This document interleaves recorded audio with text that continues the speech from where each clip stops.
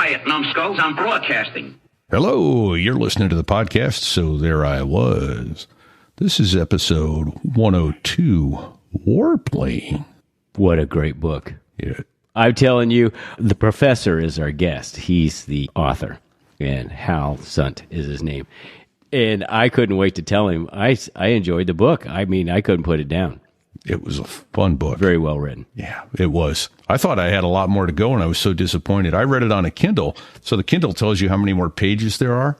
I thought, well, gee, I'm about halfway through this book. And I went back to read the rest of it, and it was done in like 2 pages. I'm like, wait, what? And it was all his Zen matter and his research. It's so well researched and thoroughly done. So Hal Sundt's a professor at Oberlin College who wrote a book about the most fascinating man you've never heard of. And he's the gent who's widely regarded as the father of the A-10, a gent by the name of Pierre Sprey, who has a fascinating life story from his family leaving, born in 1937 in France, his family leaving France to avoid the Nazis and getting out through Casablanca to, what do you say, going to Yale at 15, majoring in French literature and mechanical engineering, engineering. Engineering. Yeah, because, you know. Yeah, because they go hand in hand. Yeah. Right? But of course. And then he talks a lot about the gentleman himself. What a self-assured pursuer of the truth, I guess is the way to do it. And how he became part of the group known as the Reformers, who insisted Whiz that Kids. the A-10 be done right. Yeah, the Whiz Kids by Whiz Kids. Secretary McNamara in the 60s. Which was, I guess he kind of explained it as they were not really accountants, but they were, what's the term I'm looking Auditor? for? Auditors, Yeah, yes. Yeah. And so they weren't popular because of that. Yeah, and Pierre was truly an outcast of even the Whiz Kids because he did not he wasn't toting the party line. No. He was spot on all the time, and he didn't care whose feathers he ruffled. Right. And the book talks all about how he wrote a memo that was headed to the president's desk, and the Air Force didn't like it. And they sicked guys on that memo to debunk it. And couldn't debunk it. Yep. Book opens with a great scene from Afghanistan where the A-10s are providing close air support, and boy, it hooked me right there. Bingo. It really did. And he talked a whole lot about the whole process of developing this airplane, and some of it was fascinating. Bago's here with us this evening doing this intro. Tell us what your impression was of that whole process, how they included folks. Yeah, but the professor goes into such detail about everything he's seen and done, or had the option to learn about. And it's done in such a layman's term that we can all enjoy and understand. The thing that got me was learning during the testing phase, the fact of maintenance was actually a category they cared about to ensure was done properly, which is a nice change for once for aircraft design. As a former aircraft mechanic, well, I guess still, technically, you always are. Could appreciate that, right? Yeah. Can appreciate the simplicity of that. Exactly. You're going to love this book. It's Warplane, How the Military Reformers Birthed the A-10 Warthog by Hal Sundt, S-U-N-D-T.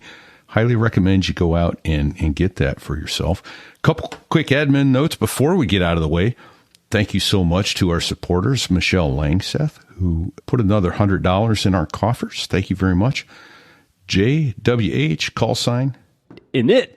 Because that's all we got was his initials. That's all we got. He's a new section lead, so thank you very much on Patreon, section lead JWH, Inits. Thank you, Inits.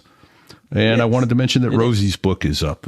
Episode 95, Nose Gunner from World War II in the B-24 in Italy.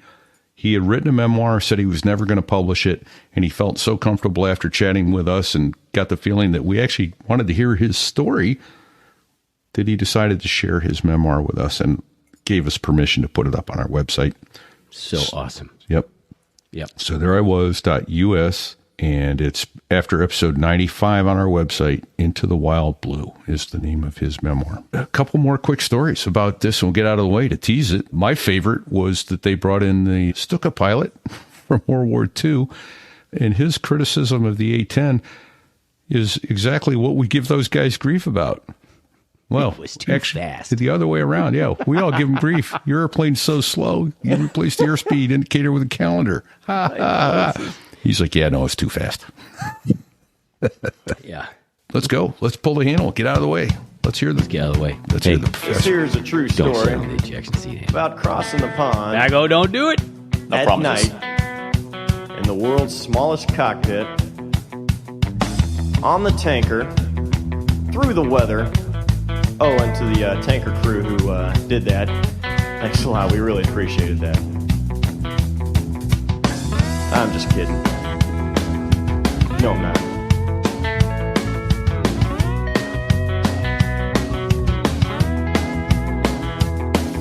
Well, there I was, crossing the pond, and you could see that I wasn't exactly... So there I was. It was like 3:30 in the morning. I'm waiting in line to go to Disney World to get on a Star Wars roller coaster, and I was thinking to myself, what am I doing here? Why have I agreed to do this thing and wake up so crazy early for it? And when I showed up to the theme park, I figured I'd for sure get to ride on this ride, and I was already near the back of the line, and thankfully I got on it and I got in the park, but if I hadn't, I never would have had a book. So because I got my butt up early, I was able to ultimately write a book about the A-10, which I'm grateful for.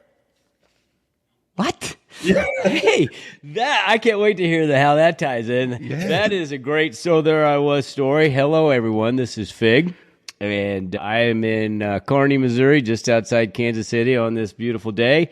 And where is my co-horst, RePete? Greetings, everyone. Yeah, RePete here. Got home last night, as I recall. I think I remember. I don't know. It was like 5 this morning. It still feels like it, but it's getting up at 3 o'clock in the morning and going places. I do that all too often. That's how most aviation tales start in my life these days. But we want to bring in a special guest. This isn't rip roaring fighter stuff tonight, but it's going to be a real interesting evening, I think. Okay. Yeah. So we're talking to Professor. He's a professor at Oberlin College. His name is Hal Sundt, and he wrote a book called Warplane: How the Military Reformers Birthed the A-10 Warthog. Let's just jump right into it. First of all, let's circle back on that story. You wanted to write a book about aviation. Yeah. I think I wrote down who was the most fascinating person I never heard of.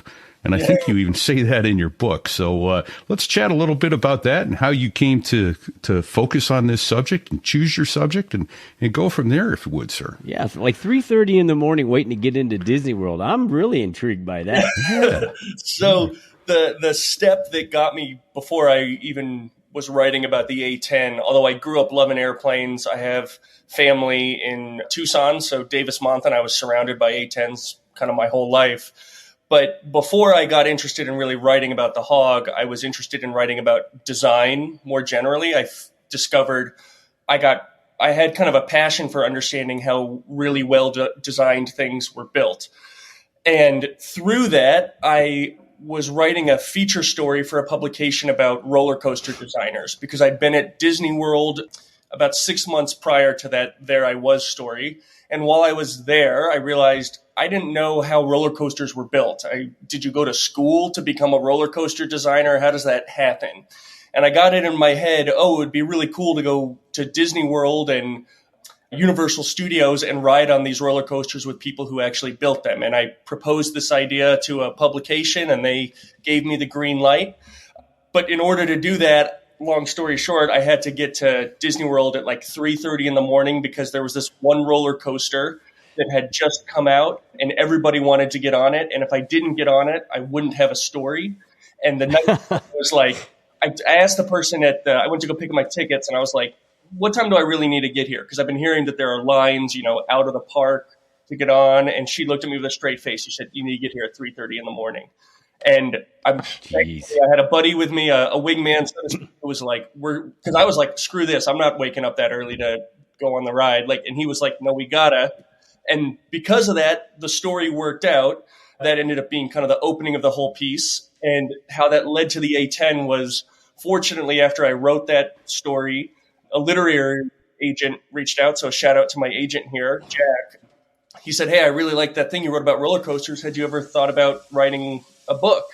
And at that point I hadn't. The idea of writing a book just seemed so beyond anything that I could comprehend. But I'd been really interested in the A-10 for a long time. And it was these conversations had been happening for a while, but it was right around then when I was really becoming aware of like, oh, the A-10's being retired. And I was like, that seems kind of weird because it still seems to be doing its job really, really well. So why is it being retired and how was it built and all of that? Anyway, that got my agent's attention, and then kind of the book came from there. Okay. But, yeah. Okay. Well, that's pretty. Okay, I love that story. How did you find the people that you found that actually, crafted this airplane? Well, because I love the book. I don't want to get too far ahead, but I mean, how did you go about finding these guys? Well, that was the other crazy thing is, so then right after my agent was like, hey, have you thought about writing a book? I was like, I want to write this thing. But at that point, I hadn't even considered that the person largely responsible for the A-10 coming into being was still alive. Like the airplane was so old. I was like, there's no way this person's still around. But I looked it up, and his name, Pierre Sprey. And I should offer this real quickly. The language I use around like, he's like the guiding spirit of the A-10. Right. A lot of people were involved in building the A-10 and bringing it into being. And I just want to, be clear on that. But Pierre's kind of this main central figure. Anyway, it turned out that he had his own recording studio, and I Googled his name. I found the recording studio, and I just filled out, those like contact us forms. Oh, sure. Actually, I did with you guys when I was like, hey, I've got this book coming out. Okay. And I was like, I don't know if you'd be open to talking with me, but I'm interested in writing about you and this airplane. And he wrote back to me like later that day, and it unfurled from there. And it started. I had no connection to him. It was emailing him cold. And then he thankfully vouched for me with kind of everyone else. And it felt like if I had Pierre's blessing, people would be like, okay, I trust you. Pierre trusts you. I trust you. He had kind of a good barometer for that. Nice. Yeah. Well, that's pretty cool. Oh, yeah. Yeah. So how old was he when you met him? Oh, goodness. Would he have been right about 80? Because I think he passed away as I was writing the book. Yeah. Was it right after an air show that you guys went to the air show together, or were at the air show at the same time? So we had visited the Maryland Air National Guard. So it wasn't an air show, but they did kind of a mini private demo air show for us. Yeah. They were training. They were just training. Yeah, that's to me, I was like, hey, this is great. Awesome.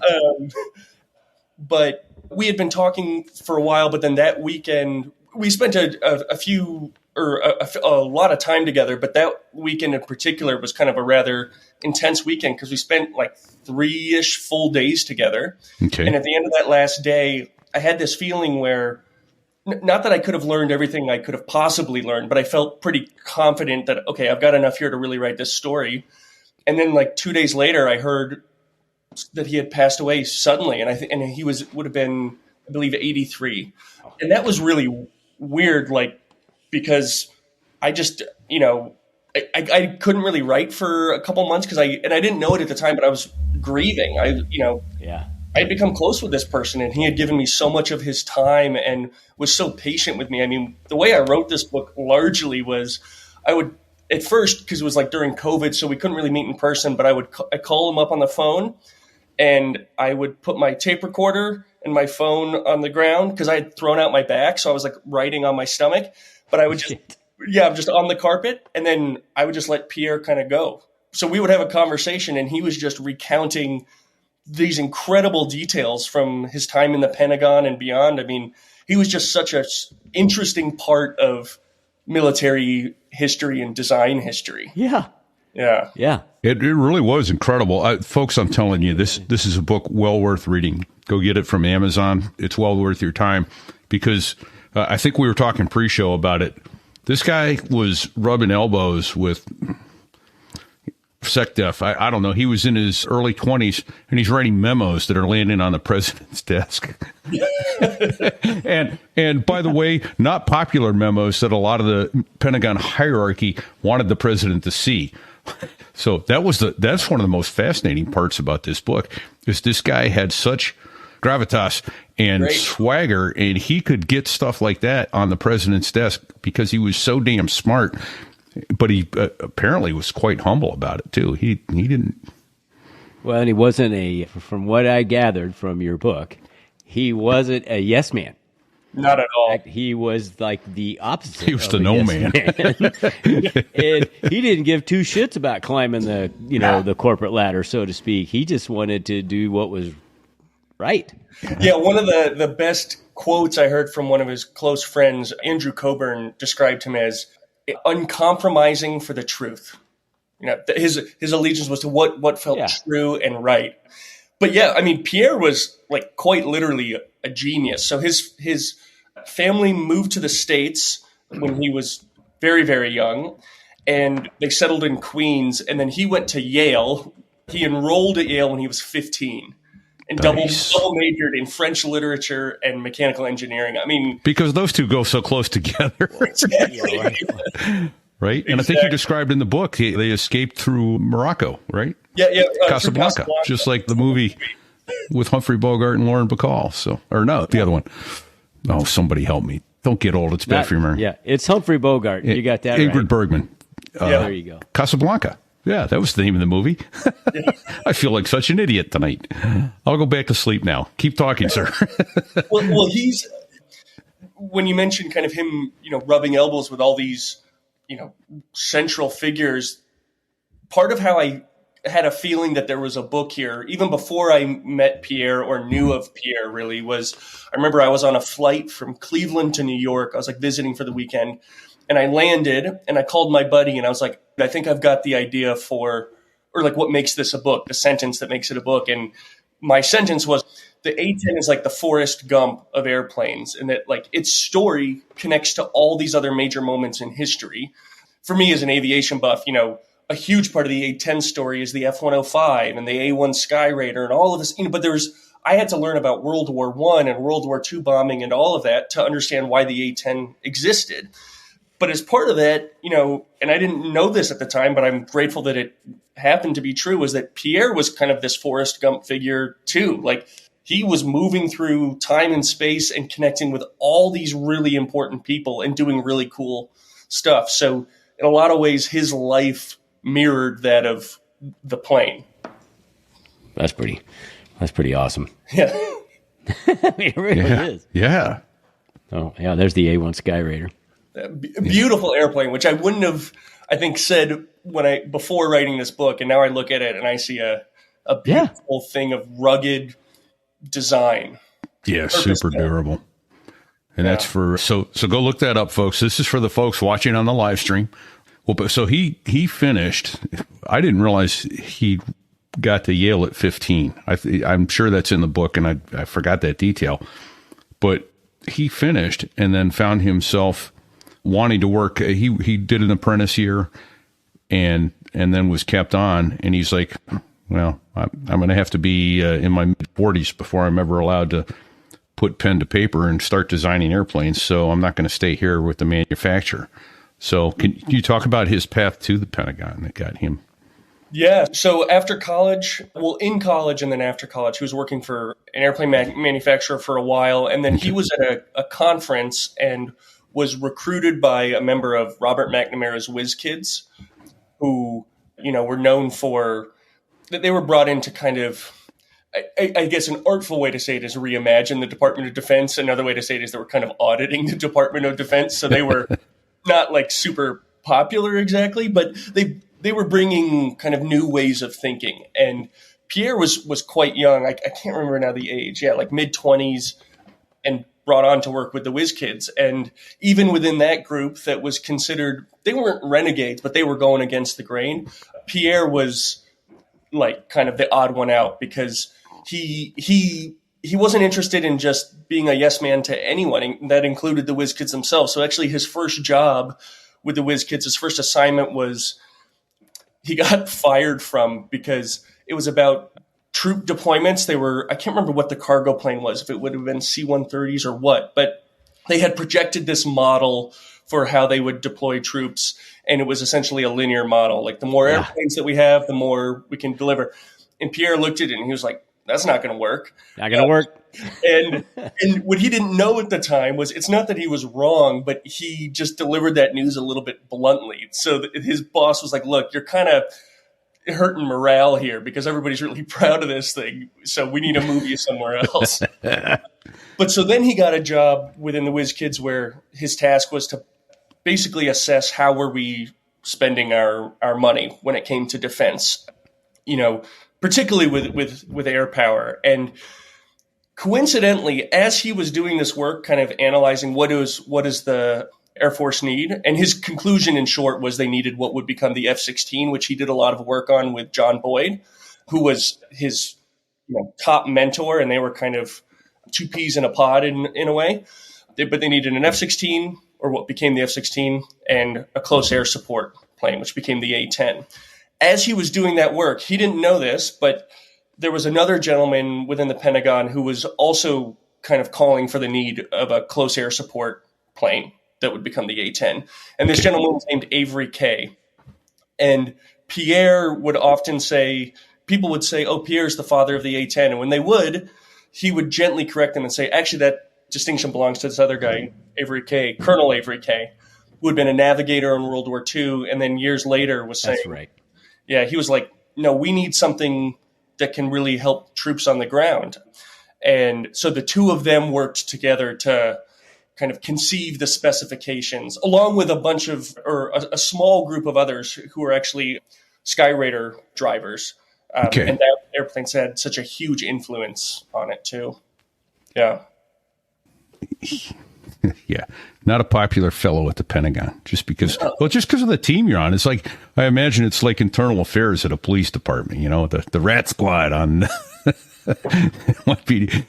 and at one point, I guess he had some numbers, and maybe I'm jumping ahead and we'll come back to it if I am, but they actually put out guys and said, go debunk this guy's report before the president sees it, so we can kibosh this before it gets anywhere near him. Because it came down to, well, I guess let's back up. Here's the place to talk about it. It was Avery Kay, if I'm not mistaken, who was the one who was trying to defend money for Air Force projects at the cost of Army air support, right? Yeah. So Avery Kay had helped basically broker the deal where the Army exchanged their fixed wing aircraft, and the Air Force gave the Army most of their rotary, helicopters and such. And a big promise. And then Avery Kay very quickly realized, he was like, actually, we need a suitable close air support plane to support the Army, because the rate at which it was happening, particularly during the Vietnam War, it was taking just way too long to provide support. And as Pierre described, Avery Kay had passed away before I was writing the book, so I didn't get to meet him. But what I learned largely through Pierre is that Avery Kay felt a real sense of obligation and duty to bring a close air support plane into being, because he wanted to support the folks who were fighting the war, But that was just not the thinking at the time. We were, infatuated with high speed, high altitude bombing. The other thing that was actually kind of the design du jour of the time was low speed, high speed, low level nuclear bombing, which is what the A-4 was originally designed for. Right. Yeah. And which Pierre lovingly called a quote, utterly useless, dumb shit mission. But he really actually liked the A-4, which was rare. To get his praise on an airplane was unique. But it was those two that were recognizing we need to kind of adjust our thinking towards things. I don't know if I just got off track though with your question. Repeat. No, I think so. We're going along those lines, but it was talking about Avery Kay and how I think you put the quote in your book was something to the effect of the A-10 wasn't designed to kill tanks. It was designed to kill the AH-57, I think. Oh, that's right. So what will commonly be the common joke when talking about the A-10's origins is that we think it was built to kill tanks, but people say actually it was built to kill a helicopter, which is the Cheyenne helicopter, which on paper would have been a really cool design. It was, what the Cheyenne became, or what we ended up building after the Cheyenne didn't really work out, was the Apache, which is by all accounts, a very capable platform. Oh yeah. The Cheyenne was a sort of something like the Apache, but it could fly really, really fast, which in theory sounds great, but with close air support, they often, Pierre and others, touted the value of, slow speed, high maneuverability, but slow speed. Right. And in fact, we'll get into it in a little later, but there are those who thought the A-10 too fast. Yeah. And we always like to give the A-10 hog drivers crap, go, hey, man, do you fly the model with the reinforced canopy?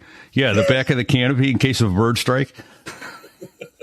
Or I heard they took the airspeed out and replaced it with a calendar in the new model, It was cool. The folks at the Maryland Air National Guard were awesome. I mean, they gave me so much time. And one of the things that was really cool is they let me fly the sim, because obviously I can't get up in an A-10. It's a single seater, other than one 2-seat model. But the sim is quite advanced and developed, and even from that, I was able to, from afar, I want to be clear, I have revere what all the aviators and drivers do, so I can't even imagine what it's like to actually be up there. But even from that sim, I could appreciate how, coming out of a turn after doing like a strafing run, I was like, oh, I wish this had a little bit more oomph just to get up and go. A little more escapability. I felt vulnerable in that moment, even though I'm just on a screen, kind of. So in other words, you just shot the shit out of something. You'd really like to leave the area quickly before somebody gets a beat on you. Exactly. Yeah. We have had that same feeling. Absolutely. Although I got to say, we talked to Vapor, who got shot with a shoulder-fired SAM and came down out of the sky. And I've seen photos of A-10s that took significantly more damage. That's right. And flew home, brought the pilot back. So that's an impressive machine from that sense. And they put a lot of effort into that. Yeah. Rudder missing. I mean, those airplanes could fly and take a hit. What's wild too is that, Pierre and the rest of his team, when they were, so the thing that they really designed was, it's the concept formulation packet. It was, here are the specs and here's what we want it to be able to do. And I don't think they had it necessarily in mind, like the specific type of damage they wanted it to be able to take, but they were like, we want this to be able to get hammered and still make it home in for a whole variety of ways. I mean, I think to have that foresight of designing with the expectation that a lot of stuff's going to go wrong, I just think that's a really interesting way of thinking. They weren't pessimists; they were realists. You put this in the book. If you could describe this better than I can, please. His analysis was such that here are the hits that this airplane took, and these are the ones that were critical and these that weren't. And he said, you're doing it wrong. You're looking at the airplanes that came back. Yeah. Oh, so right. Yes. So that's wasn't Pierre, but was from a mathematician. So this is this famous story from World War II. Okay. His name was Abraham Wald, but it directly informed the work they were doing. Gotcha. There was this group. I can't remember if Abraham Wald was part of Operations Research, which was sort of a predecessor to the Whiz Kids. Okay. But the idea was what do mathematicians and statisticians, how can they actually help us fight and win wars? Because when people would doubt Pierre, it's like, well, where's he coming from? But even back in World War II, we had a lot of folks like Pierre bringing their thinking, to the fight. And there was this study where they were examining the damage that B-17s had taken and what would be deemed a critical hit and what would not be deemed. And they were looking at all these B-17s that had holes in the fuselage and everywhere else. They're like, maybe we should put a whole bunch of armor on them, because those are the areas that are getting hit. But these mathematicians, which in theory, at a glance seems like that makes sense, but you can't also just armor the whole airplane even more because it'll be too heavy. Right. Couldn't carry any bombs in. Right. And what these mathematicians realized, just their different way of thinking, is they said, no, you're looking at the airplanes that came back. We should be thinking about what are the ones that aren't here that on the tarmac right now. Where did they get hit, or where did they likely get hit? And that would have been the wings, because you need that, the wings and the engines. Yeah. I guess it could take hits in the wings, but particularly the engines. Once you lose all your engines, you're toast. And that was the kind of thinking that these folks like Pierre and others brought, which is we're looking at the problem in kind of slightly the wrong way. What questions are we not asking? That kind of thing. Awesome. Oh, that's great. And well, it started with this has a specific weapon. Mm-hmm. And they said it needs to be a big gun. Yeah, which hadn't been invented yet, right? Yeah, a gun capable of piercing massive amounts of armor. It's so interesting because it literally was built around the gun. I think in that time period, there was much more interest in missiles. And I actually tend to be, and I worked really hard to try and be kind of sympathetic to these other viewpoints because I was trying to imagine like it's the 50s and 60s.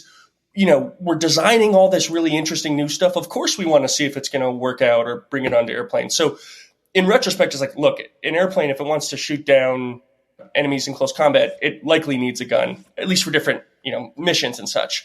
With the A-10, it was so unique to be like, before we even think about the rest of this thing and what it's going to look like, we're going to have a gun at the center of the airplane. And in fact, Pierre was so adamant about that. He told me once, he said, if we didn't get that gun, I couldn't have backed the airplane. We needed that 20-foot, 4,000-pound cannon, which, again, hadn't exactly been invented yet. But they had a sense of the the round size, examining, tank damage. Yeah, it's a beast. Look at that. So Styx has a picture up on our live stream of a VW Bug, which is much smaller than this cannon, especially lengthwise, but it looks like the barrel in which the rounds sit at the back of the gun is about the size of the cabin in the VW. Yeah. Pierre told me they were tempted to have it be as big as 35 millimeter rounds. And I don't know if that actually could have worked with the airplane. They settled on 30. They were like, 30 is what we need to destroy tanks. But I can't even imagine what that cannon would have looked like if it was firing 35 millimeter rounds instead of 30. Oh, man. I don't know. Fig, have you ever heard this? I think I heard once that it actually slowed the aircraft down if it fired for extended period, 3-4 seconds. I can phone a friend. Okay. While we're log drivers I've talked to say it's a myth. That's a myth. Okay. That kind of makes sense because there's a lot of thrust coming out the back of those motors. But hey, let's just go with it. Yeah, it slows them down, way down. Sounds cool, yeah. I think part of it is that it fires so fast that if you held it down, I don't know how long of a trigger squeeze you can pull to use the whole rounds, but it's it probably wasn't long, 5 or 6 seconds, I'd imagine. Yeah, and you're empty. So we carried 300 rounds, and it would be gone in 6 seconds if you held the gun. 25 millimeter cannon. Yeah. And there you go. Right. Thanks, Styx. The Harrier did it.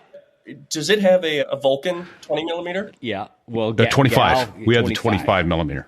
Gal 12. Yep. Oh, okay. How did it feel on the Harrier when you squeezed the trigger on the gun? Glorious. Yeah, it was pretty awesome. Well, so here's the thing, too. Our gun was set to left of the center line, and it was canted slightly down. That's a 25 millimeter casing. Wow. Yeah. That's still pretty big. Oh, yeah. When you shot it, it pulled down and to the left. So you'd have to roll in on your target. I mean, if you wanted to put 30 rounds in a tank, you'd have to aim at the top right corner of the tank before you squeezed the trigger because you couldn't stop it from walking down and to the left. Mm-hmm. Yeah. Unlike the A-10's gun that was pretty much on center line and in the center part of the plane, ours was underneath. At 25 millimeters, the rough conversion is an inch. So 30 millimeters, close to 1.25 inches across, piece of lead, depleted uranium. Yeah. Right. So, and the other cool thing I remember reading about this was who else? It was Fairchild, and who else was the ones that built the prototype? Northrop. They built the A9. Yeah. And they required that the design team required that it not be a paper airplane. Mm-hmm. Yeah. So tell us what that means, please. So Pierre and the rest of these folks, and I'm going to kind of use some umbrella terms here. Sure. The group that was responsible for the lightweight fighter, which became the F-16, which Pierre was also rather involved with. They were known as the Fighter Mafia. They were a response to the Bomber Mafia. And then the folks who were working on the A-10, some of them were in the Fighter Mafia, and then they became known as this group called the Military Reformers. So for shorthand, I'm just going to use the Reformers, even though sometimes there's some overlap and all of that. But what the Reformers believed in above kind of all else was realistic and rigorous testing. So they didn't want to imagine theoretically what will happen if this airplane gets shot with 30 rounds in the fuselage or in the wing or the engine. They said, no, if we're going to build this to be able to sustain that kind of damage, we need to shoot it with those rounds. We need to inflict the kind of damage that we want to see. They wanted to know, will the self-sealing tanks work? And if we blow out some of the hydraulics, is the whole thing going to set ablaze, or is it going to, continue to keep flying? How is this thing going to actually work out? And as part of that realistic testing and competitive prototyping, they were like, we're not going to just use surrogate rounds. We're going to, at least what Pierre told me. Now, I don't know all the means behind how this happened. They said, we're going to get Russian weapons off the black market, and that's what we're going to shoot at these prototypes to make it happen. Awesome. So both the two competitors were Fairchild Republic and then Northrop Grumman. Or wait, Northrop, would they have merged with Grumman yet? Maybe they were still just Northrop. I don't recall. Yeah, okay. And they had to bring 3 different prototypes to bear. So one to fly and to do gunnery competitions and stuff like that. One that they would test for maintenance. And then one that they would test for durability. And the durability one, the Reformers and the rest of the design team, or the kind of testing team, they requested that it be kind of delivered in parts so that they could shoot different parts of the airplane with different types of rounds and see. That's so cool. The thing, what was helpful is one of the other really notable reformers who spent so much time talking with me, and I was really grateful for, was Chuck Spinney, and he ended up being on the cover of Time magazine in the early 80s. Okay. And he told me that Pierre was the ultimate empiricist. And what that means basically is that rather than projecting into the future of what we hope something might be, Pierre based all of his thoughts on design with what had happened in the past. What has proven to be a need or what has proven to work, and we're going to use that to inform what we build next, rather than, wouldn't it be great if something could potentially do X, Y, or Z? Yeah, there's Chuck Spinney. So that's a shout out to him for giving me that language of like the ultimate empiricist. And what's kind of surprising is what Pierre found to be the most, or maybe that's not surprising, but what Pierre thought was the most useful information when he was working on the A-10 and other weapons platforms was to, one, speak with pilots, speak with the folks who were flying or getting close air support, that kind of thing, but also like pilot memoirs, war memoirs, all of that.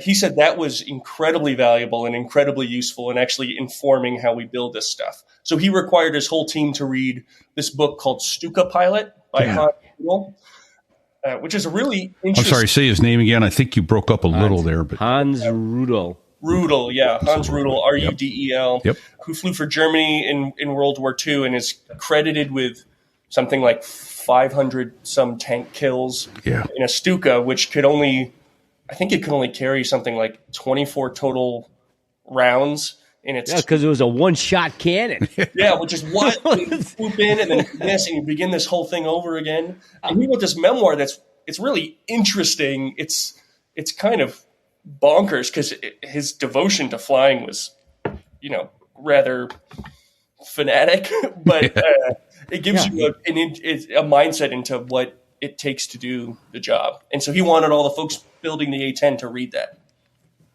And they actually brought him in, right? They did later, after the A-10 was already built and everything. And I can't remember the circumstances of how, because they invited him, and then I don't know how widely it was publicized, but it was interesting because they were then able to ask him after the fact, what does he think about what the A-10 became? And one of his main critiques was that he thought it was too fast. Right. Yeah. He had a quote. His quote was, "When hunting tanks, speed is poison." Yeah. Because it's just, which again is one of those things that like, it sounds obvious when you think about it. It's like, oh, it's harder to see the ground and to spot stuff that's hiding when you're going really fast. But at a glance, you're like, that's so unusual. Of course we want to go higher and faster and all of that. Sure. But yeah, he talked about, they'd hide it in a barn with the cannon sticking out of the window, and he'd fly by the barn and go, oh, there's a barrel sticking out of that barn. I know it's in there. Hey, I want to backtrack real quick when you were talking about the testing and the prototypes that they required of these two manufacturers. And I thought it was interesting that they wanted the pilots to fly both airplanes, but the same pilots fly both instead of each factory or each competitor having their own pilots. I thought that was a game changer too. Right. Yeah, Pierre was super adamant about that. He didn't want test pilots. He wanted specific, like, active combat pilots. Nothing against, well, I don't have anything against test pilots. I think what he wanted, though, was folks for users. whom, for users. Who are the folks who are going to be, presumably at that time, hunting tanks in the Fulda Gap. People are going to actually be doing it for them to be flying the airplane and them doing it. And another thing, why I got so interested in this is, I was always loved airplanes as a kid, but the more I got interested in the idea of design, what the A-10 embodies is this thing called human-centered design, which is a very popular buzz term now, which is we design things so that they're easier for people to use. Part of what informs human-centered design is this thing called participatory action research, which is a really fancy way of saying, let's talk to the people who are actually going to use this thing to or who are going to be supported by it to inform how we want to build it. So Pierre never told me, I'm an advocate of human-centered design. However, I'm sure he was, but he never used that language. But that's totally what these guys were doing. And that's why it's, rather easy to fly and use and all of that. But that's why they wanted the specific pilots, the attack pilots, to fly the plane. Right. And let me jump in and say, and I know you didn't mean this as a pejorative, that it's easy to fly. The airplane itself, I've not flown it, may be relatively easy to fly in its responsiveness and that sort of thing. Probably one of the most difficult missions. Fig, I know you dealt with those guys as forward air controllers. They're snooping and pooping in low level in the mountains of Korea and marking targets for us and giving us 9-line briefs and shooting Willie Pete rockets onto the target they want us to bomb. And how they didn't scrape themselves off in the hills and kill themselves every week, I have no idea. It is probably one of the more difficult missions to actually fly. Yeah. It's impressive to watch those guys work. Well, and I'm sort of jumping ahead here so we can return to it too. But just as you mentioned that point, because what inevitably comes up with the A-10 is, okay, now it's being retired, and oftentimes stuff with the F-35 comes up, and I've learned that can be a bit more contentious than maybe I anticipated. But what all of these folks who are involved with the A-10 and Pierre and the reformers, first of all, Pierre and the reformers, one of their mottos was people first. They were not beholden to one piece of technology. In fact, shortly after the A-10 rolled off the assembly line, Pierre was like, okay, we need to build something better. He didn't particularly love the A-10. What he loved, unquestionably, was the folks who fly it. And he told me that he only kind of learned this in an intimate way in recent years when he started to meet a lot of folks who were hog drivers. And what he came to appreciate was the culture of close air support and what that means, and just how much work goes into knowing on almost a telepathic level what's going on with the guys on the ground, and you're up in the air and you can know and feel that. So your point about that, the connection between facts and hog drivers, or cash drivers, I should say in general, not just hog, is a special, special thing. Yeah. Yeah. And it was just an incredible thing to watch those guys do that mission and to work with them as, they would be forward air controllers for us airborne, but then of course they're also dealing with their own forward air controllers and doing close air support for Army. And I suppose sometimes Marines. I don't know of any specific occasions, but actually I'd like to backtrack a little bit because we were going down that path and we did talk, you mentioned it and I looked it up. Northrop and Grumman merged in 95, so it was still just Northrop when the competition was in place. Would you talk a little bit about what they did? You talked about they're going to take Soviet weapons from the black market. Can you talk about their disappointment in the testing process? That's one of the funniest stories. What, is this with the tanks? Yes, yeah, okay. out in Nevada. Yeah. So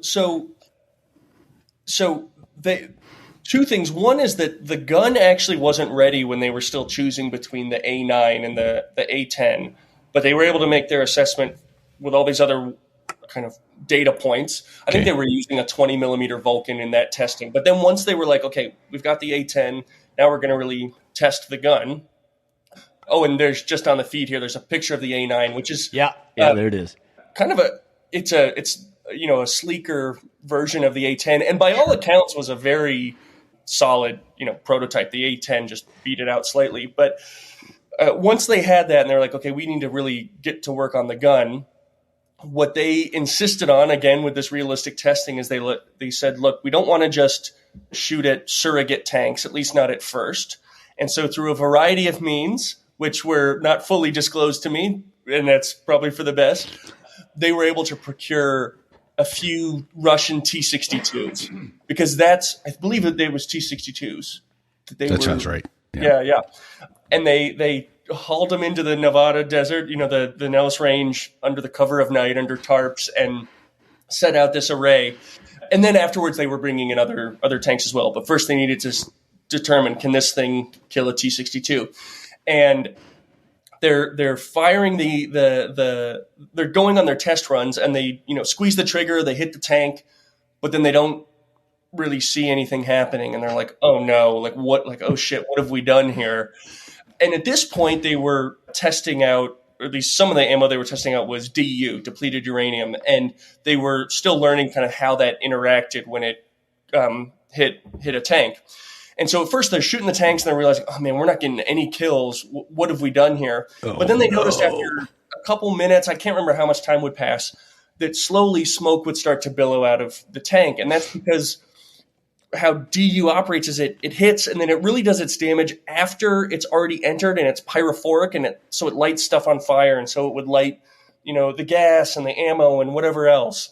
And then they realized, all these times that we thought we weren't getting a kill, maybe we actually were. And once they were able to account for that, then they could really ramp up the testing. But it was a funny moment where at first they thought, oh shit, have we screwed up here? We've wasted all this time and effort, and we're not even we're not even scratching the paint. It turns out they weren't scratching the paint, but they were incinerating the internal of the tank. Including all the soft bodies that might have been in there. Hey, and this reminds me, in Stuka Pilot book, and you mentioned this in your book, he had credited with 500 and some tank kills. Well, he probably had quadrupled that many, because they had to get credit for the kill, they had to have a witness see smoke or something, right?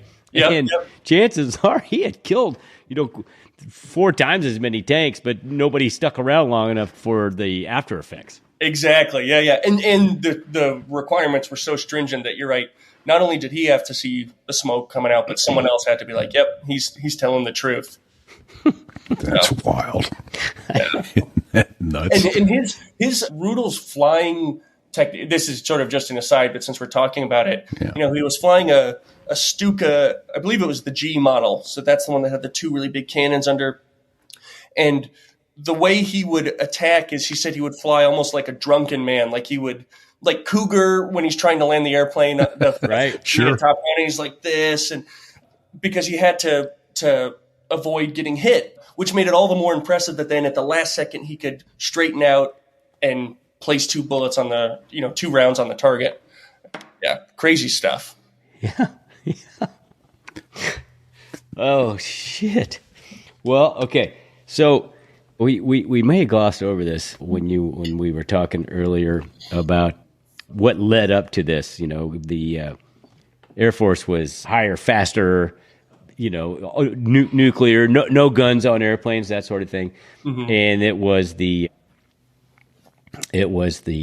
really the kind of the shit show of an operation in Vietnam with the 105s, trying to do that mission, trying to do the ground attack mission in an airplane that was really not suited for that.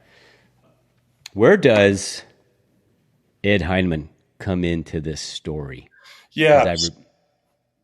Ed Heinemann is the airplane designer that Pierre said he had the single most respect for.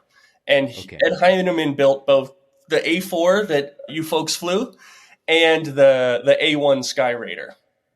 Okay. And he had a motto that he had inherited from, I think it was Gordon Hooten. A few people have used this motto, but Pierre remembers seeing a plaque on Ed Heinemann's desk that said simplicate and add more lightness. So that was always his strategy, was the way we're going to, because usually airplanes, when they're getting built, is we want to add more and more stuff on there. But lighter and cheaper, the better we can do, the better the airplane will be. So that's who Pierre, not like idolized, but really looked up to and loved his airplanes. And the A4, obviously we didn't fly the A1, but the A4 was an amazing jet. And it just, from its lightness, its simplicity, you got in, you started it up, you fired up the tachyon and the radio, and you went flying.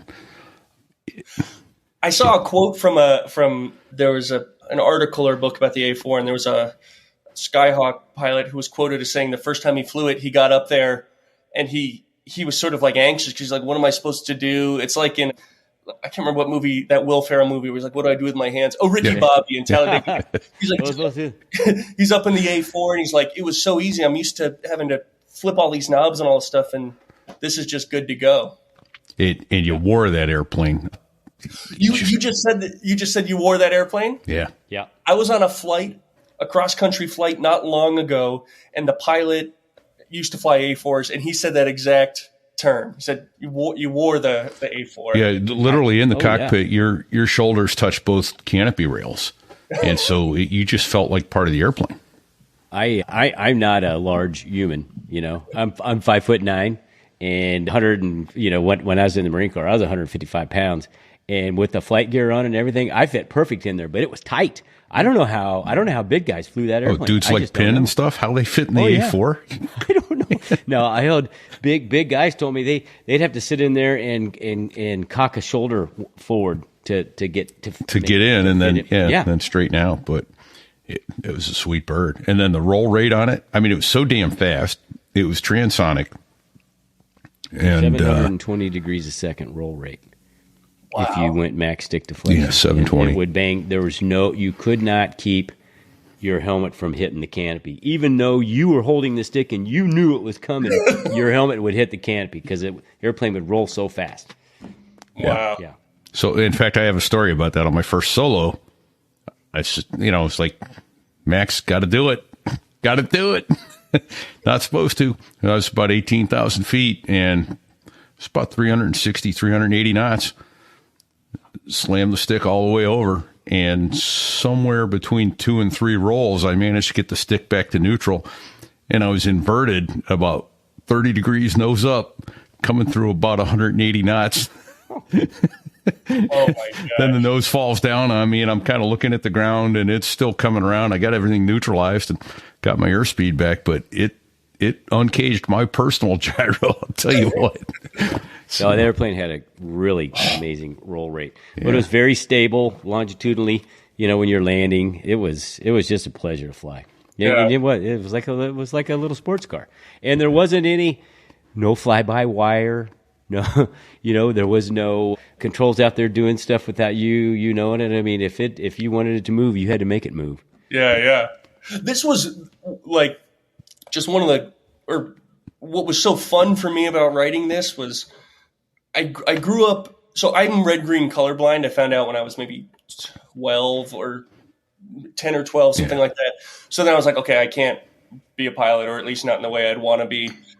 But I would consume all of these books, all those books where it was just airplanes and statistics, and I would memorize the payload capacity of a B-17G and whatever. Yeah.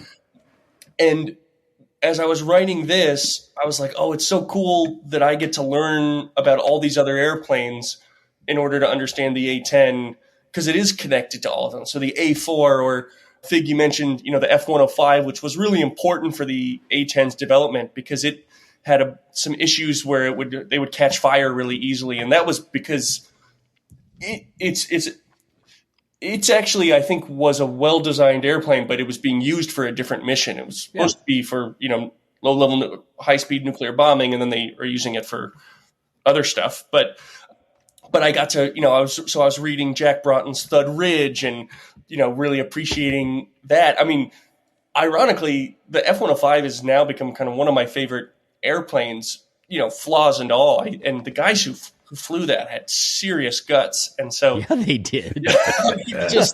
I enjoy reading those books too. Oh my gosh. Yeah. So my favorite air museum in the country is in Tucson at Pima Air and Space. And what's cool about that air museum is it has aircraft from all the different branches, and also like they've got some MiGs and stuff as well. And walking through that museum is like a story of aviation. And I wanted this to sort of feel like that. Like, yeah, it's about the A-10, but it's like, oh, we're going to talk about the A-4 and the F-105 and the Stuka and, these other platforms too. So you mentioned there's a small mention in your book, about, well, the F-117 and how it came about, sort of, not so much how it came about, but, it was, there's not one aerodynamic surface on the whole damn airplane. And I had it's like pushing Legos through the air. Yeah. Yes. I had the pleasure of flying at the airline I worked for, 20 years ago with one of the pilots that was the initial cadre of the stealth fighter. And, he was based at Nellis, but he would leave on a Monday and, there's a picture of it, and come back on Friday back to Nellis. And, he couldn't talk he couldn't tell his wife where he'd been or what he'd done because they were standing up the first squadron and they were only flying at night and that sort of thing. Well, anyway, to get to the bottom of this, he told me he was on night one of the first Gulf War where he, basically flew right down Main Street in Baghdad. In my mind, that airplane, was fast and it was invisible. No, first of all, it wasn't fast. And for them to deploy their weapons, they were straight and level, wings level, autopilot on. He was just sitting there like this with tracers and things going all over the night sky, and he was just sounds saying, like B-24 guys going through the flag I hope this stealth stuff works. Because it was on autopilot, and he was just sitting there going, I'm trying to think small. I'm trying to be really small right now. Because they couldn't see him. They were shooting in the air at noise and everything else. But, hey, big sky, little bullet. Well, sometimes it's a big bullet, little sky. Right. Still, where do you think, after writing this book, where do you think we're going? They're retiring the A-10, which is, there's nothing to replace it. The F-35 can't do what that does. Yeah. I don't know what the I'm going to probably sound too diplomatic here, but I don't know. The short answer is I don't know, because there's not a sort of another platform to take it over. To be clear, and repeat, we were talking about this the other day, but there's a lot of F-35 drivers who have a lot of really positive things to say about that airplane. Yep. That airplane does a hell of a lot of things extremely well. Yep. The notion that the A-10 can just be retired and there's nothing to step into place, that it's hard to see that working. What the reformers and Pierre and all these folks would offer as a counter, which I think is kind of the most perfect counter argument, is they said, look, we're not beholden to a piece of tech. What we're beholden to is the people. And so somehow or another, it's that culture of close air support that needs to be preserved above all else. Now, I think there still needs to be a tool that facilitates that. Mm-hmm. Something like the A-10. What that is, I don't know. And I was talking with some folks too about, and I'm sure I would love to hear kind of your guys' thoughts on that because I think that's kind of a question of like, what does the future of war look like? Yeah. It's like a broken record. It always seems like we're going, well, we're never going to do that again. So we're going to be, we're going to always be standoff. High tech's going to win the day. But at the end of the day, we find out, nope, somebody's kicking indoors. Right. Somebody's on a roof of a building asking for a strafing run or a small diameter bomb to be put right in this doorway. Yeah. Right. So. And you do talk about that in the comparison in the wake of the Gulf War, the 117 and their claims of incredible survivability, but it was apples to oranges, and I think you did a nice job talking about how the A-10, it flying in the same hours and the same missions as the 117 was as survivable. Yeah, particularly when you account for because A-10s flew so many more missions than F-117s. There's a really interesting report, which I think, if you're curious in reading a 280-some page report from the GAO, although I think it's quite well written. I get a lot of insomnia, so that should help. Yeah. But it's their assessment of kind of all of the tech that was used in the Gulf War, and they juxtapose the F-117 with the A-10 and debunk some of the kind of myths of like the F-117 being this perfect airframe, which is, I remember as a kid watching VHS tapes of, aircraft from the Gulf War. And sure. When it got to the F-117, it was all this just raving positive news. And the GAO report indicated that it's not that the F-117 was bad. In fact, it also did a lot of stuff extremely well, but it was not like the cure-all. It's not like, we could just have a fleet of F-117s and we don't need anything else. And that's what they were kind of tempering. And so what a lot of these folks were often cautioning against is, hey, we've found the belief that, hey, we found this thing that will, kind of fix the problems of war forever. Right. Like the Norden bomb site would. Exactly. Yeah. Exactly. So, right. Yeah. What was it? Could put a bomb in a pickle barrel? They actually did when they were advertising the Norden in the 40s, they had some kind of celebration at Madison Square Garden, and they did some kind of demo where a pretend airplane literally dropped a pickle or a mock bomb into a pickle barrel. Like they really leaned into that image. It did. It worked great, unless there were winds, turbulence, flak, maneuvering aircraft. Well, and then there was the flak. Yeah. And the German fighters. Oh, shit. Well, that's one of the things, that was so eye-opening for me. So there's a bunch of great books that I'll just shout out here because, they were so helpful to me. There's Robert Corum's fantastic biography of John Boyd. There's Jim Fallows' excellent book, National Defense, which is writing about the reformers in the early 80s, late 70s. But the stuff about thinking about bombers and flak, Masters of the Air by Donald Miller, which is now the series on Apple. That book really opened my eyes to how brutal it was to be flying in those bombers, through those strafing runs, or not strafing runs, through those attack runs, bombing runs. I think you did you mention it was like trench warfare in the air? Yeah, that was so in Donald Miller, his book is so great, and in it he was talking about how guys are getting frostbite. They take off their glove and their hand gets stuck to the thing. They're asphyxiating or they're vomiting into their mask. Just awful stuff. And I was like, geez, this sounds a lot like the stories I've read about how brutal it was in the trenches in World War I, except now we've just moved the trenches 20,000 feet in the sky. It's kind of ironic because the whole reason we built bombers was to try and get away from that. Break away from trench warfare. Sure. Yeah. And then, I'll tell you real quickly, I got a ride in a B-24 once. Cool story how I managed to do it. Met a guy in the Newark Airport Lounge, and turned out we're both pilots at the same airline. And he invited me. He says, I'm going to be, in your town next week. I'm like, well, I'll be back next week. So I took my son and we went over to the airport and we got a ride on a B-24. And one of the things that struck me was there's a catwalk between the front part of the airplane and the aft part. And during flight, you could walk along that catwalk. And he said 3 points of contact at all times. Catwalk's maybe 12 inches wide. Like, okay. He goes, because if you fall off that catwalk, the Bombay doors were closed. He goes, it's slightly thicker than aluminum foil. You're going through it. Wow. And I was like, that skin, it's not a pressurized airplane. That skin is there. It's flimsy. And I was like, oh man, they look solid. He's like, no, you're going right through it if you fall. Wow. Like, yeah. What a different world those guys lived in. And then my then 12-year-old son could barely fit into the top turret. Like, how did grown men fit up here and fight the war in 20-degree weather after being up there for 4, 5, 6 hours or longer? We had a B-24 nose gunner on our podcast 6 weeks ago.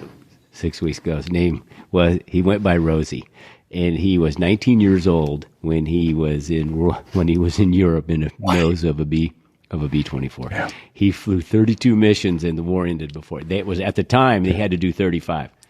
I mean, he had some stories. Yeah. Oh my God. Yeah, he said one of the things he said. I think we titled the episode. You could hear the flak hitting the airplane or the shrapnel hitting the airplane. Holy cow! Yeah, what those guys did, right. Greatest generation is in no understatement. Is what it boils down to. Absolutely. So Styx is asking, have you heard of Matthew Syed black box thinking? No. Okay. He says it was analysis of B-17s returning from a mission. So I guess we chatted about that earlier a little bit, talking about the mathematicians were the ones saying, okay, you're looking at the ones that came back. Those aren't good studies of what's survivable or what isn't survivable. There's this other book, this guy, I think it's Jordan Ellenberg, and that's where I learned a lot about that. But it wouldn't surprise me if that's in another or mentioned elsewhere too. Yeah. Okay. Well, I'm going to take the time here and mention yours again. It's Warplane, How the Military Reformers Birthed the A-10 Warthog. So that I'm telling you, folks, go get this book and read it. It's a fun read. It's a fast read. I mean, I read it fast because I was totally into it. Here's the thing, Fig. I read it fast, and I thought, man, I've got half the book to go. And I went back to read the rest, and I had like a page and a half, and I'm done. I'm like, whoa, wait, because I'm on my Kindle. I don't know how much book is left. It says I've got a lot more to read, and it's all the research and end matter that he's put in there to prove how well, he's backed up everything. It's a great, fun read. I've not blown smoke, Professor. It's very well written. I felt like I got Pierre Spray's personality. I kind of knew how he was by the way you described him. It was really, really well written. Yeah, could you talk him up a little bit here, please? Yeah, talk about your time that you spent with him, and from your first meeting to your last. Yeah, and just one thing I'll mention here too.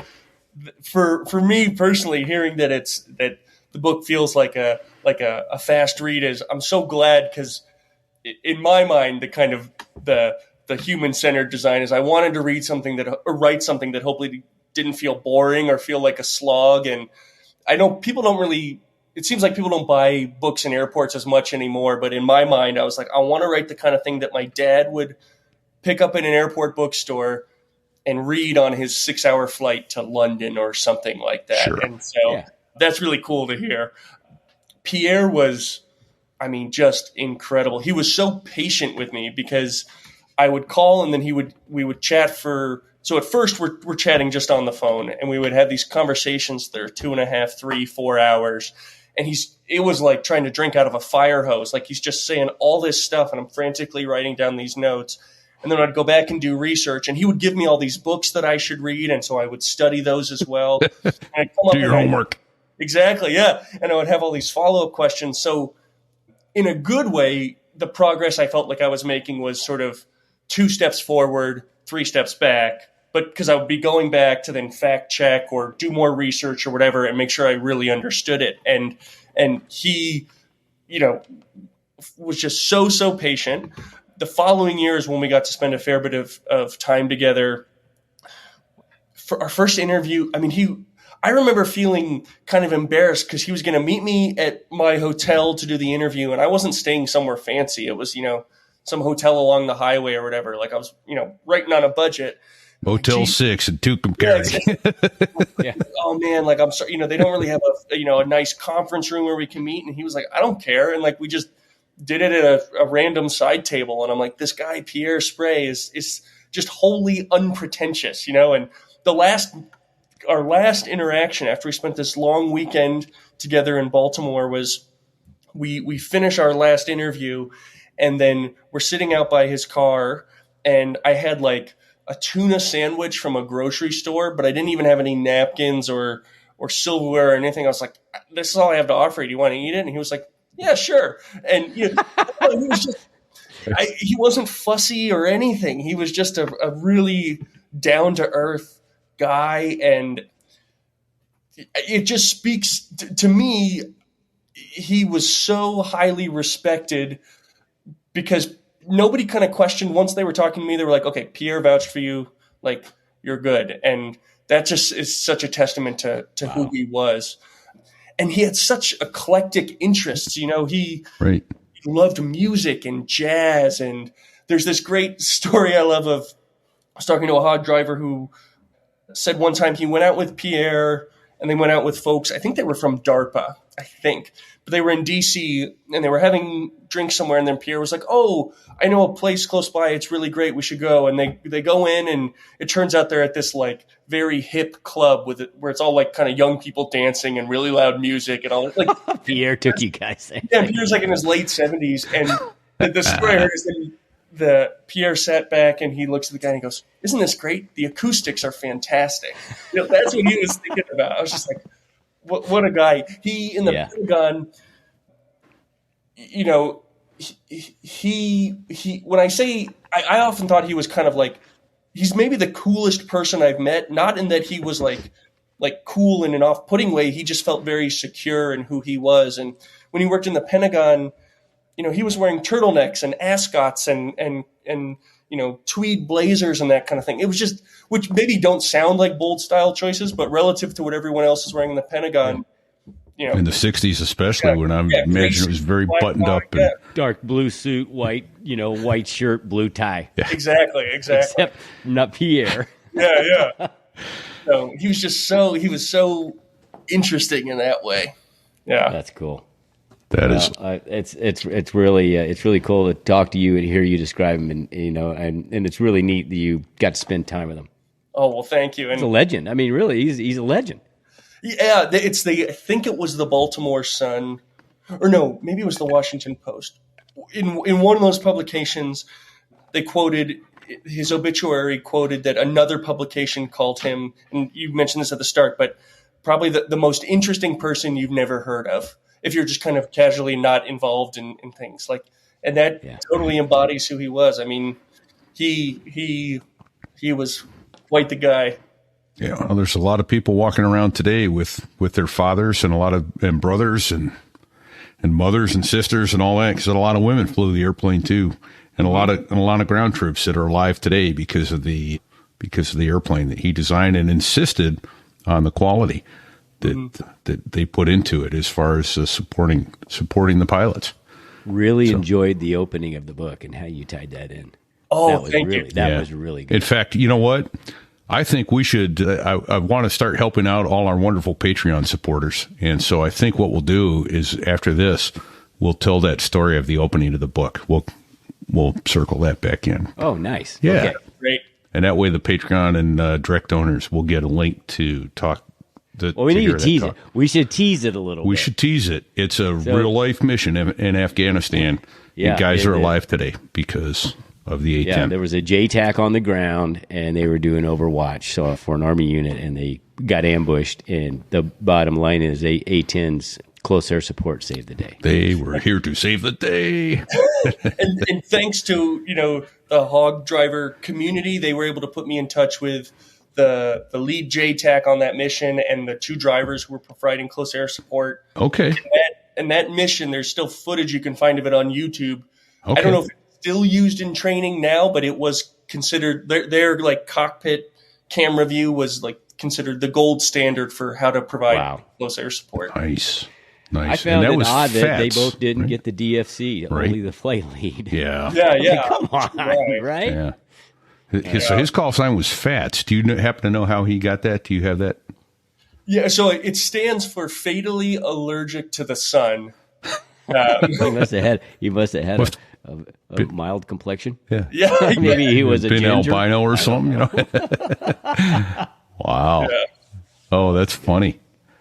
That's an excellent call sign. Okay. We've been at this an hour and 20, almost 4 minutes. Yeah, so it's time that we land this airplane, and we'll go into that for the Patreon supporters and the direct donors that support us here. So, but well, you know, we usually say thank you for our service because we have a lot of military members on. You haven't served in the military, but you have served the military, and I think you've served the public at large.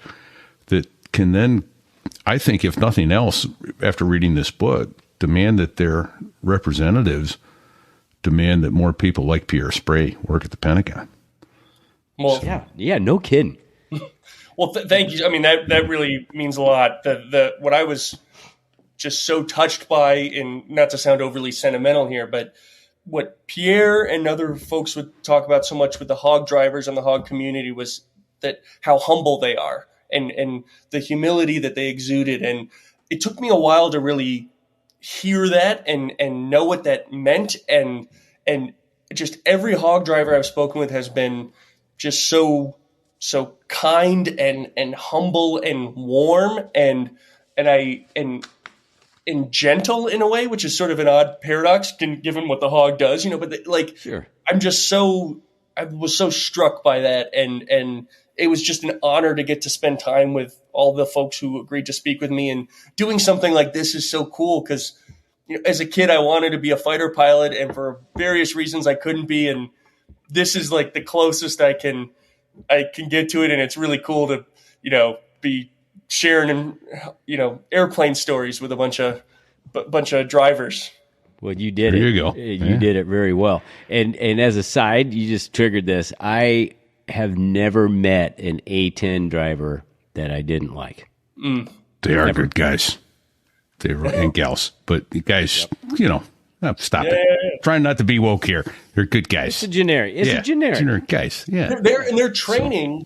It was cool. Like, I know maybe this isn't just exclusive to them, but like part of when they go to flight school, they kind of like go to charm school, like where they're learning to be to be humble. I mean, they probably already come in with that mindset, but like that's something that's really coached and cultivated and really cool. That's awesome. Yeah, absolutely. All right. Well, I think it is probably time that we land this airplane. I think, as we always do every week, and I don't want it to be trite or that we're just saying it to say the words. Thank you to everybody who serves currently, who has served, and to all the families who support them. They couldn't do their job quite as effectively if it wasn't for all the sacrifices being made on the home front. And that includes the little ones who get birthdays without mom or dad around, folks that don't have brother, mother, sister around, and for those of you who just celebrated Easter with an empty spot at your table. Thank you for all your sacrifices. We are humbly grateful that we live in a nation where people like you step up and give of yourselves so much that we have the freedoms in the country we live in. So thank you. Couple of other quick things I wanted to mention. Another $100 from Michelle Langseth this week. Thank you so much. Wow. Hard-earned money being given to us. We don't know why, but you're doing it, and it helps keep our tanks full. So thank you. JWH. That's all I got, Fig. Call sign? Inits. All we got was initials. Inits. Call sign Inits. Call sign Inits. Thank you, Inits. New section lead. Yeah. That's awesome. Very, very humbling. Thank you. Indeed.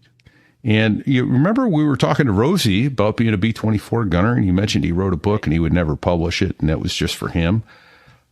After talking with us, he came back and said, you know, I really didn't know what to expect. I was kind of nervous about talking to you guys, but after a couple minutes, I just settled right in, and I was shocked that you guys wanted to hear my story. You didn't want me to tell what you wanted me to say. You wanted to hear what I had to say, and I became very comfortable. And based on that, he shared his book with us. That's up on our website, sothereiwas.us.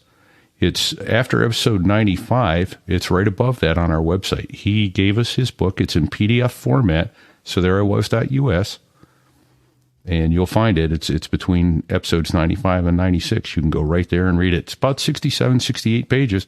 His memoir of flying in World War II and enlisting into the wild blue. Yeah. Into the wild blue, yeah. Yeah. So, yeah. So amazing stuff. We probably mentioned a term or two tonight, and we didn't circle back. So if you didn't get it, what do you think, Fig? Well, we got a glossary. Yeah. And if it's not in the glossary, well, please reach out to us at Sticks at sothereiwas.us, because Sticks is really the brains behind the operation. Sticks and our man Bago. We're pretty good at keeping acronyms, explaining them, and at least getting them in the glossary. We may have zipped right past them tonight. Bet we did. Absolutely. JTAC, like JTAC. Yeah. Did we talk about what a JTAC is? Joint Terminal Attack Controller. Yeah. Oh, sorry, I interrupted you. No, please. Yeah, okay. Go ahead, please. Professor. Yeah, Joint Terminal Attack Controller. Nice. It's a forward air controller, really very specialized, and that's who controls airplanes on the ground. And Fig Sticks put it up there. What's a 9-line brief? Oh, what is a 9-line brief? Yeah. I don't know. I never flew a CAS mission. Did you? Yes. Yeah, there you go. So I can't tell you the order and the items, but it's basically everything you need to know to put bombs on target to support your Marines or your soldiers on the ground. It's what the tactical forward air controller tells you. You plug that into your brain and your computer, and you put bombs on target and save some lives. It's very specific. It's difficult to give a good one. It's more difficult to receive one and drop weapons. Probably the most difficult thing I ever did in a Harrier was take a 9-line brief and get weapons on time on target. So yeah, here's your 9 lines: the IP, heading, distance, target elevation, target description, target location, what the mark's going to be, where the friendlies are, and your egress heading. Yeah. Now, we used to do that verbally, but nowadays you can get it in a data link. And of course you can. If you're really, really, really in the shit, you only need some important ones, like where the friendlies are, what your target is, and what the egress heading needs to be. Yeah. And probably the exact target location, because you could get it down to inches now. Yeah. They can plug it in and give it to you in inches. But holy smokes, yeah. So, hey, if you want to look cool, Fig, what would you do? Well, speaking of that, you got to tell me how much I owe you. We have a merch store, and if we don't have it on the merch, it's probably not made. But shirts, hat, bikini. I don't know, Professor. I don't know if you got a significant other or not, but it's bikini season. We got a pretty hot bikini on our merch store. There you go. Coffee cups, shot glasses, koozies, clocks, towels. beach towels. Yeah, it's all there. Yeah. We need to get like a director's chair or something too. That'd be a good one. So, hey, let's also say thanks to Brad Silcott over at BDSAviationPhotography.com. Great pictures he sent. You want to see some of his work, go to our Facebook.com/sothereiwas.us. He's got some of his pictures up on the page. The Harrier's coming up on its last air show demo ever about a month from now. And he has photos of both the VMA 231 bird and the VMA 223 birds that are painted for that last air show. Gorgeous. It's like you're standing on the flight line looking at the damn airplanes. The photography is so good. Yeah. So, wow, how does he do that? Hey, raise your hand if you're going to be there. Oh, I'm in. Oh, hey. I'm in. So, I didn't see it. Hold on a second. Put your hand up, Bago. There he is. Yeah, there you go. And I guess last but not least, certainly not least, well, no, we got 2 more thank yous actually that we have to do. First of all, we want to thank none other than Dave Hamilton. He's got the Mac Geek Gab, the Gig Gab, and the Business Brain. Those are shows that he does, but he has several shows that fall under backbeatmedia.com online, and they handle all kinds of advertising for all these other shows. Dave, thank you for your expertise, your support, your knowledge. and getting advertising for this show when we have it. We're grateful for it. So we appreciate that. You have a show and you need advertising, reach out to backbeatmedia.com and see if they can't help you out too. Then I can only think of 2 other people we should thank, Fig. Well, Not one. It's the Dos. That's 2. The Dos Gringos. Those are the guys. That's the music that you hear in the background. That's their music, and love it. They're the 2 Air Force F-16 pilots that make the Air Force sound good. I turned on 4 albums, not a bad song. Oh, I turned on a guy to it this week while I was out on my trip. So and somebody wrote in to us and said it was our listener from New Zealand. Not going to say his name. He got all 4 albums and donated $100 to their charity. That's where I heard that name from. Yes, God, that's right. Yeah, we put him and Trip in touch with each other to make that happen. So that's awesome. Yeah, very cool. Well, everybody, that kind of wraps it up for this week. Go get the book, Warplane, How the Military Reformers Birthed the A-10 Warthog. You'll love it. We certainly did. It's a great read. Yeah. Fast, great read. Yeah. And so let's not forget, until next week, stay safe and don't sit on the ejection seat, Neil. Don't do it.